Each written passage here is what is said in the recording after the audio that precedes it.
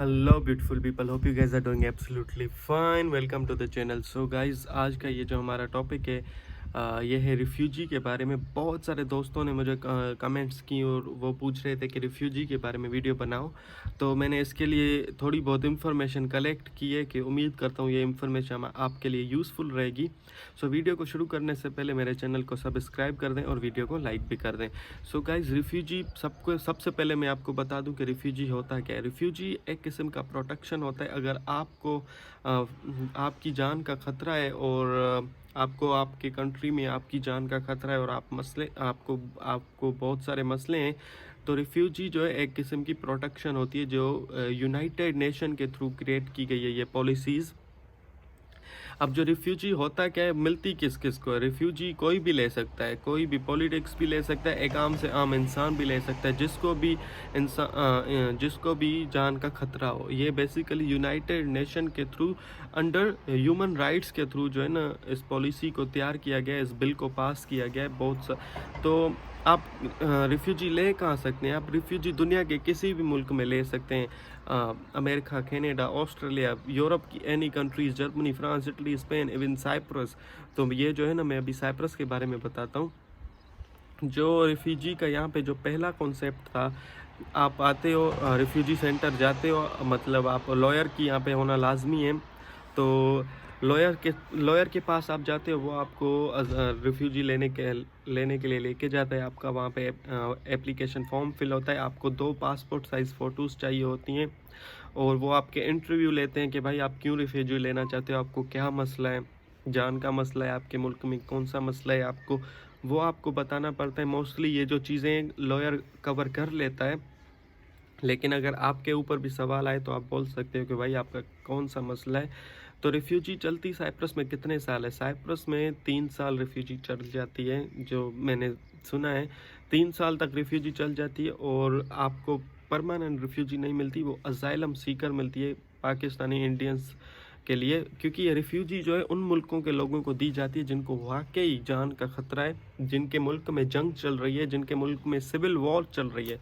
जैसे सीरिया हो गया, वहाँ पे सिविल वॉर चल रही है, तो वहाँ के लोग कहीं भी रिफ्यूजी ले सकते हैं, प्रोटेक्शन ले सकते हैं और कंट्री उनको प्रोटेक्शन देगी, क्योंकि ये ट्रू है। और ये उन्हीं को प्रोटेक्शन मिलती है जिनके वाकई मुल्क में सिविल वॉर चल रही है, जिनके मुल्क में जंग चल रही है।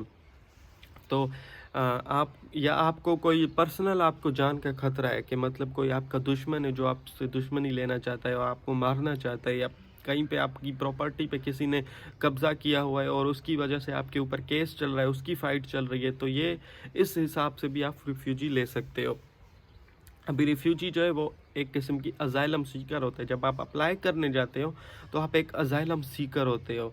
तो जब आप असाइलम सीकर होते हो, आप अपना जाते हो, एप्लीकेशन फॉर्म फिल करके आते हो। अगर वो जब अप्रूव्ड हो जाता है आपका एप्लीकेशन फॉर्म, तो आप एक असाइलम सीकर जो है अथोराइज्ड असाइलम सीकर हो जाते हो। फिर जो है ना, आपका केस जो है ना चलता रहता है जब तक वो रिफ्यूजी में कंफर्म नहीं हो जाता, तब तक आपको जो है ना असाइलम सीकर होना पड़ता है और वो केस जो है ना चलता रहता है। अगर जब आप उनको लगता है कि हाँ कि तुम्हारा केस सही है, रिफ्यूजी ले सकते हो, तो वो आपको एक अथोराइज्ड रिफ्यूजी बना सकते हैं, जिस पे आप यहाँ पे अपना बिजनेस कर सकते हो।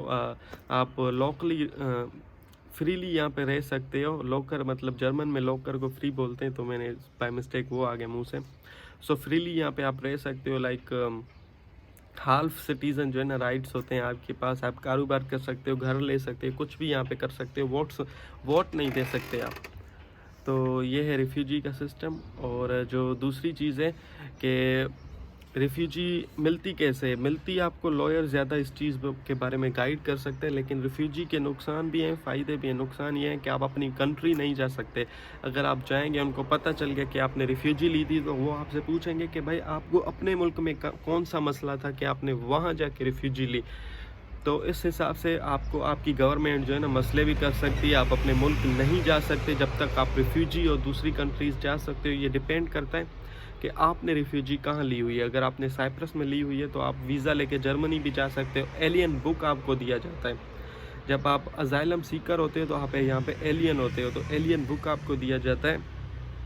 जिस पे लिखा होता है ARC, आपका ARC नंबर होता है, वो ARC आपका नंबर जो है ना पूरे यूरोप में रजिस्टर्ड होता है एक बार आपने यहाँ पे रिफ्यूजी ले ली।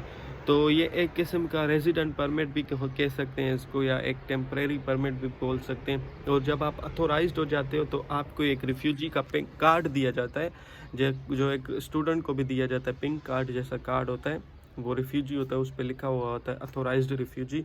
फिर आप उस पर बैंक अकाउंट्स खोल सकते हो, अपना कारोबार कर सकते हो, अपना घर ले सकते हो, अपनी फैमिली बुला सकते हो, आप यूरोप की किसी भी कंट्री विज़िट करने जा सकते हो। तो ये थी रिफ्यूजी का सिस्टम। तो इसके मुझे पहले इसकी बहुत सारी कमेंट्स आई, लेकिन मुझे इतनी नॉलेज नहीं थी, मैंने बनाई नहीं, तो अभी नॉलेज इकट्ठी करके मैंने इस पे वीडियो बनाई है। उम्मीद करता हूँ मेरी ये वीडियो आपके लिए इंटरेस्टिंग रही होगी। मेरी दूसरी वीडियोस को भी चेक करें, मेरे 2 प्ले लिस्ट हैं, उसको भी वीडियोस को चेक करते हैं। सो मिलते हैं दूसरी वीडियो में। Stay home, stay safe, piece.